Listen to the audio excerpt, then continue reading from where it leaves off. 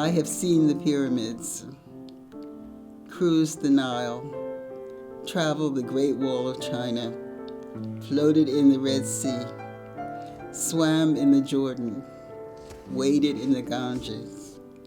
I have played Chopin's First Etude, wept beneath Montreal's dome, said my prayers in Santa Sofia, marveled at the Sistine Chapel, laid a rose on Raphael's tomb, tasted truffles in Bologna. I have peered into Stalin's tomb, picnicked at Pompeii, danced in Formentor with Jimmy Baldwin, kissed Saint Antoine's bones, counted sheep in Mongolia, had dinner with Mao Zedong. I have been rained on at the Great Pyramid, smelled the cypresses of Carthage, tinted silk in the dye pits of Fez, rode the Orient Express through Siberia, ate caviar in the Caucasus. I've been there, done that.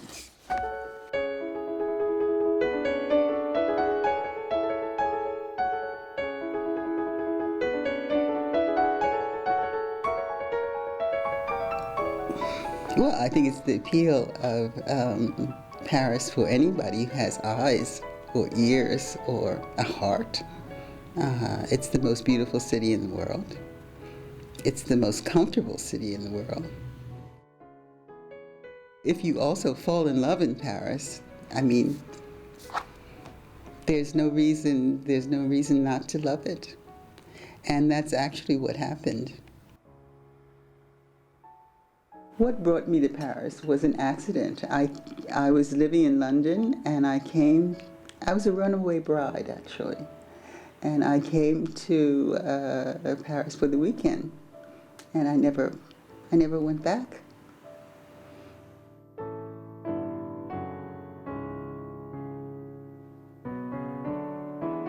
I am who I am, you know. I've done what I've done. And I must say, in the beginning, I was a little bit unconscious.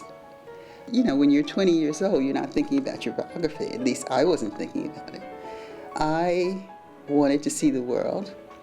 I wanted to make architecture and sculpture. I wanted to live to the fullest. I wanted to live without labels and without constraints. Of course, you can't do that, but ask anybody who's 20 years old, you know, they don't know that. So the things that happened to me on all these adventures, the travels, etc., I found completely normal. I thought they were things that happened to everybody.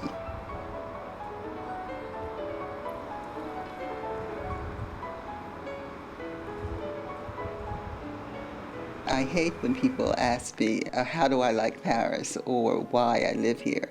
And the best answer I've ever heard was the answer Man Ray used to give. You know, he would, in his best American accented French, he would say, J'aime être étranger. I love to be a foreigner. And that's my answer. You know, I give the same one. I love being a foreigner. I love being an alien. It's the best place for an artist anyway, to be an alien. They're aliens anyway. But the idea that simply because I live in a different country than I was born in, that this is some kind of statement about my life or about myself is really silly and provincial.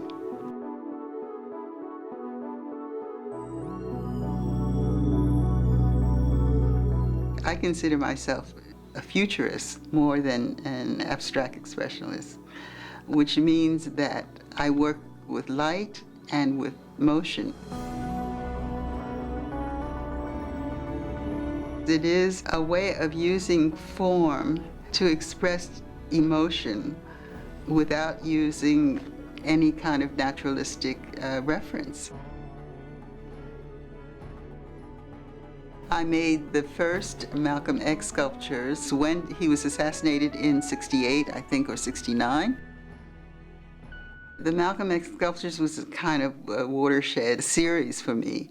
Before that, you could say that I was more in the mode of surrealism. Let's say the top part of the sculpture was abstract, but there was always legs, there was always a base, they were always sort of based on Giacometti and Germain Richer's images, until I found a way to get them off the base and get rid of the legs. And I got rid of the legs by adding the silk. For me, the silk, although it's kind of solidified into this kind of mass of material, is also alive and moving every single moment, every single thread. So that you have this combination of intense light and intense motion, which is what Futurism was all about. As a kind of bonus, what happens when I added the silk skirt was that there was this transfer of material and transfer of power and transfer of form from one to the other, so that the bronze became the kind of flexible material and the silk became the solid material. So it was as if the silk was supporting the bronze, which is an impossibility, except that visually that's what happened. And of course, when that happened, you have a signature sculpture. You have something that was completely unexpected, completely original, and completely unrepeatable.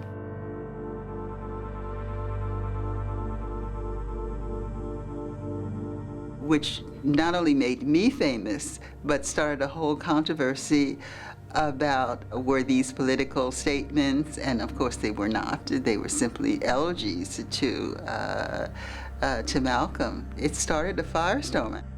There was a big argument about what black art was, what the black art could be or should be, the themes that could be, that were acceptable, and the themes that were not acceptable, and why. There was a huge kind of critical backlash because these sculptures were considered too beautiful, too sophisticated, in order to have anything to do with quote-unquote black art. Well, that got my gander up. There is no black art. There are artists who are black who make art.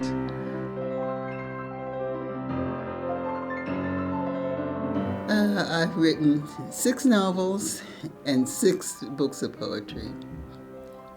And I have 3 monologues and 1 opera. I have this idea that the writing is something that I can't do in sculpture, and the sculpture is something I can't do in writing.